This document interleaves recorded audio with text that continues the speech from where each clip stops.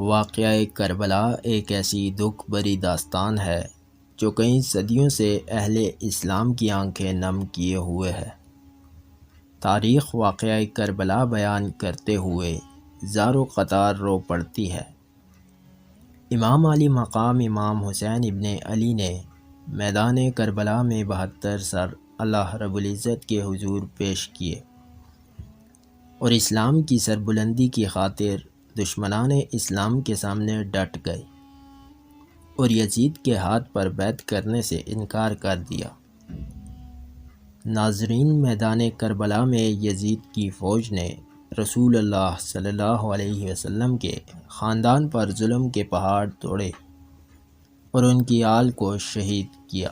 ناظرین، آج کی اس ویڈیو میں ہم جانیں گے کربلا کے شہیدوں کا بدلہ کس نے اور کیسے لیا، قاتلان حسین کو کس نے چن چن کر مارا اور ان کا عبرتناک انجام کیا ہوا۔ ناظرین، خلیفہ عبدالملک بن مروان کے زمانہ خلافت میں کوفہ پر مختار بن عبید ثقفی کو تسلط حاصل ہوا۔ اس نے کہا کہ میں قاتلان حسین میں سے ایک کو بھی چلتے پھرتے رہنے نہیں دوں گا۔ اگر میں ایسا نہ کروں تو مجھ پر اللہ اور اس کے رسول کی لعنت ہو۔ پھر اس نے لوگوں سے کہا کہ مجھے ہر اس شخص کا نام اور پتہ بتاؤ جو حضرت امام حسین علیہ السلام کے مقابلے میں کربلا گیا تھا۔ لوگوں نے تمام نام و پتہ بتا دیے اور مختار ثقفی نے ایک ایک کر کے ان کو مارنا اور سولی پہ لٹکانا شروع کر دیا۔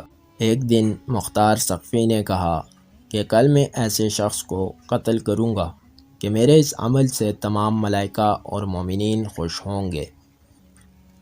ہیثم بن اسود نخعی اس وقت مختار کے پاس بیٹھا ہوا تھا۔ وہ سمجھ گیا ابن سعد کل مارا جائے گا۔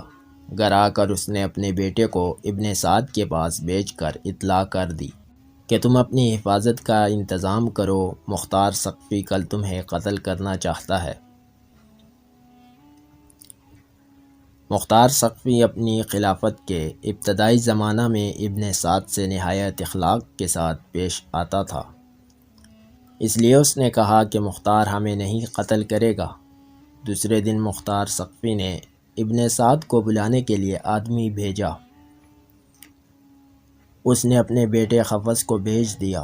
مختار ثقفی نے اس سے پوچھا کہ تیرا باپ کہاں ہے؟ اس نے کہا وہ خلوت نشین ہو گیا ہے، اب گھر سے باہر نہیں نکلتا۔ مختار نے کہا وہ رے کی حکومت کہاں ہے جس کے لیے فرزند رسول کا خون بہایا تھا؟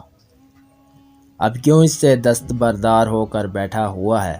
حضرت امام حسین کی شہادت کے دن وہ کیوں خانہ نشین نہیں ہوا تھا؟ مختار ثقفی نے اپنے کوتوال کو بھیجا کہ ابن سعد کا سر کاٹ کر لے آئے۔ وہ ابن سعد کے پاس گیا اور اس کا سر کاٹ کر اپنی قبا کے دامن میں چھپا کر مختار ثقفی کے پاس لایا اور اس کے سامنے رکھ دیا۔ مختار ثقفی نے حفص سے پوچھا، جانتے ہو یہ کس کا سر ہے؟ حفص نے کہا یہ میرے باپ کا سر ہے اور اب ان کے بعد زندگی میں کوئی مزہ نہیں۔ مختار ثقفی نے کہا تم ٹھیک کہتے ہو اور زندہ بھی نہیں رہو گے۔ پھر مختار ثقفی نے حفص کو بھی قتل کرا دیا اور کہا باپ کا سر امام حسین علیہ السلام کا بدلہ ہے اور بیٹے کا سر علی اکبر کا بدلہ ہے۔ ناظرین، خوبی بن یزید وہ بدبخت تھا جس نے امام حسین کا سر ان کے جسم مبارک سے الگ کیا تھا۔ مختار ثقفی نے اپنے کوتوال عمرہ کو چند سپاہیوں کے ساتھ اس کی گرفتاری کے لیے بھیجا۔ ان لوگوں نے آ کر خوبی کے گھر کو گھیر لیا۔ جب اس بدبخت کو معلوم ہوا تو وہ ایک کوٹھی میں چھپ گیا اور بیوی سے کہا تم لا علمی ظاہر کر دینا۔ کوتوال نے اس کی گھر کی تلاشی کا حکم دیا۔ اس کی بیوی باہر نکل آئی۔ اس کی بیوی سے پوچھا گیا تمہارا شوہر کہاں ہے؟ تو اس نے ہاتھ کے اشارے سے چھپنے کی جگہ بتا دی۔ جب سپاہیوں نے یزید کو گرفتار کر لیا اور مختار ثقفی کے پاس لا رہے تھے کہ مختار ثقفی کوفہ کی سیر کے لیے نکلا۔ راستے میں ان لوگوں سے ملا۔ اس کے حکم سے خوبی بن یزید کے گھر والوں کو بلا کر ان کے سامنے شاہراہ عام پر اس بدبخت کو قتل کیا گیا اور پھر اس کی لاش کو آگ میں جلا دیا گیا۔ مختار سقفی نے جب یزیدیوں کو چن چن کر قتل کرنا شروع کیا تو مسلم بن عبداللہ زیابی اور شمر زلجوشن تیز رفتار گھوڑوں پر کوفہ سے باہر نکلے۔ مختار سقفی کے غلام ضربی نے ان کا پیچھا کیا۔ عبداللہ زیابی کہتا ہے، ہم نے اپنے گھوڑوں کو بہت تیزی سے دوڑایا لیکن ضربی ہمارے قریب آ گیا۔ شمر نے مجھ سے کہا، تم اپنے گھوڑے کو ایڑ دے کر مجھ سے جدا ہو جاؤ، شاید یہ غلام میری طاق میں آ رہا ہے۔ میں اپنے گھوڑے کو خوب بگا کر شمر سے الگ ہو گیا۔ غلام نے پہنچتے ہی شمر پر حملہ کر دیا مگر شمر نے اس پر وار کر کے اس کی کمر توڑ دی۔ جب مختار سقفی کے سامنے ضربی لایا گیا اور اس کو واقعہ معلوم ہوا تو اس نے کہا، اگر یہ مجھ سے مشورہ کرتا تو میں اس کو کبھی شمر پر حملہ کرنے کا حکم نہ دیتا۔ ضربی کو قتل کرنے کے بعد شمر کلتانیہ گاؤں میں پہنچا جو دریا کے کنارے واقع تھا۔ اس نے وہاں ایک کسان کو ایک خط دے کر مصعب بن عمیر رضی اللہ عنہ کے پاس بھیجا۔ چنانچہ ایک کسان وہ خط لے کر حضرت مصعب بن عمیر کی طرف روانہ ہوا۔ راستے میں ایک گاؤں آباد تھا جہاں کوتوال ابو عمرہ اپنے سپاہیوں کے ہمراہ جنگی چوکی قائم کرنے کے لیے آیا تھا۔ جب یہ کسان وہاں پہنچا تو اس کے پاس خط دیکھ کر کوتوال نے اس کو بلا لیا اور اس سے پوچھ گچھ کی تو اس نے بتا دیا کہ شمر وہاں سے کچھ میل دور ایک گاؤں میں ہے۔ ابو عمرہ فوراً اپنے سپاہیوں کو لے کر شمر کی طرف آیا۔ مسلم بن عبداللہ کہتا ہے کہ رات میں شمر کے ہمراہ تھا۔ میں نے اس سے کہا، بہتر ہے کہ ہم یہاں سے روانہ ہو جائیں، اس لیے کہ یہاں مجھے ڈر معلوم ہوتا ہے۔ اس نے کہا، میں 3 دن سے پہلے یہاں سے نہیں جاؤں گا اور تمہیں خوف غالباً مختار کے سپاہیوں کا ہے۔ ابھی زیادہ دیر نہیں گزری تھی کہ مجھے گھوڑے کے ٹاپوں کی آواز سنائی دی۔ میں اٹھا اور اپنی آنکھیں مسلنے لگا۔ اتنے میں سپاہیوں نے تکبیر کہی اور جھونپڑیوں کو گھیرے میں لے لیا۔ ہم اپنے گھوڑے چھوڑ کر پیدل ہی بھاگے۔ وہ لوگ شمر پر ٹوٹ پڑے جو ایک پرانی چادر پہنے ہوئے تھا اور اس کی برس کی سفیدی چادر کے اوپر سے نظر آ رہی تھی۔ وہ کپڑے اور زرہ وغیرہ بھی نہیں پہن سکا تھا۔ ایک نیزے سے ہی ان کا مقابلہ کرنے لگا۔ ابھی میں تھوڑا ہی دور گیا تھا کہ تکبیر کی آواز کے بعد میں نے سنا، اللہ نے خبیث کا خاتمہ کر دیا۔ پھر ان لوگوں نے اس کے سر کو کاٹ کر لاش کو وہیں کتوں کے لیے چھوڑ دیا۔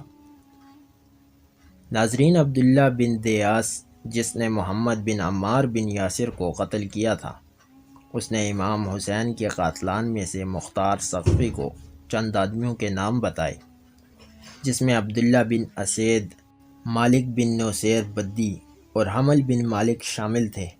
یہ سب قادسیہ میں رہتے تھے۔ مختار سقفی نے اپنے ایک سردار مالک بن عمرہ نہدی کو ان کی گرفتاری کے لیے بھیجا۔ اس نے جا کر ان سب کو گرفتار کر لیا اور عشاء کے وقت مختار کے سامنے پیش کر دیا۔ مختار نے ان لوگوں سے مخاطب ہو کر کہا، اے اللہ اور رسول اور آل رسول کے دشمنوں، حسین ابن علی کہاں ہے؟ مجھے حسین ابن علی کی زیارت کراؤ۔ اے ظالمو، تم نے اس مقدس ذات کو شہید کیا جس پر نماز میں تمہیں درود بھیجنے کا حکم دیا گیا ہے۔ پھر مختار سقفی مالک بدی سے مخاطب ہو کر کہنے لگا، تم نے امام حسین کی ٹوپی اتاری تھی؟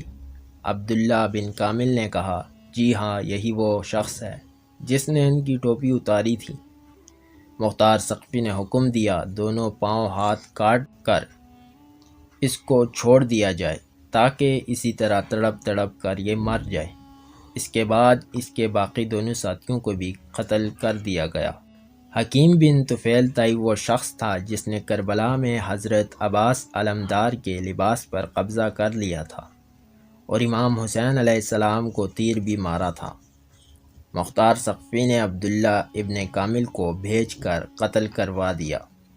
زید بن رقاد وہ شخص تھا جس نے حضرت عبداللہ بن مسلم بن عقیل کو تیر مارا تھا۔ جو ان کی پیشانی میں لگا تھا۔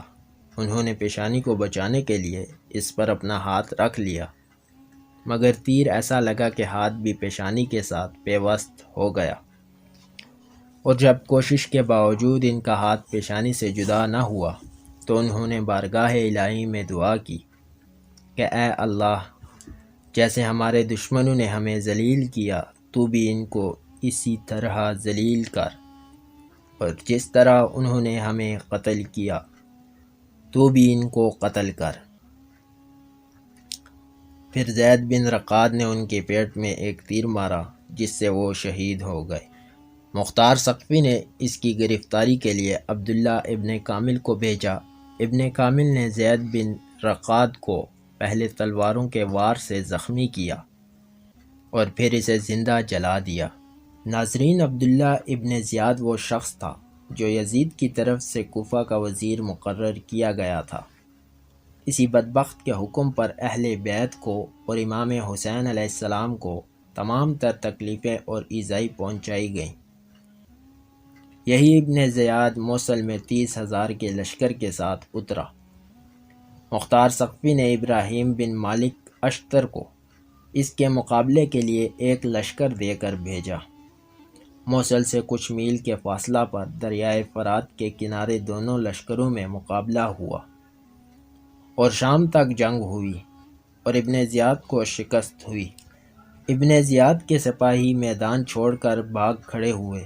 ابراہیم بن مالک نے حکم دیا کہ مخالف سمت کا کوئی بھی سپاہی بچ نہ پائے۔ اسی دوران ابن زیاد بھی دریائے فرات کے کنارے 10 محرم الحرام سن 66 ہجری کو ہلاک کیا گیا۔ اس کا سر کاٹ کر ابراہیم کے پاس بھیجا گیا۔ ابراہیم نے وہ سر مختار ثقفی کے پاس کوفہ روانہ کیا۔ مختار نے دارالامارات کوفہ کو آراستہ کیا اور اہل کوفہ کو جمع کر کے ابن زیاد کا سر اسی جگہ پر رکھوایا جس جگہ اس مغرور شخص نے حضرت امام حسین علیہ السلام کا سر رکھا تھا۔ مختار نے اہل کوفہ سے مخاطب ہو کر کہا، دیکھو اے کوفہ والو، امام حسین کے خون ناحق نے ابن زیاد کو نہ چھوڑا۔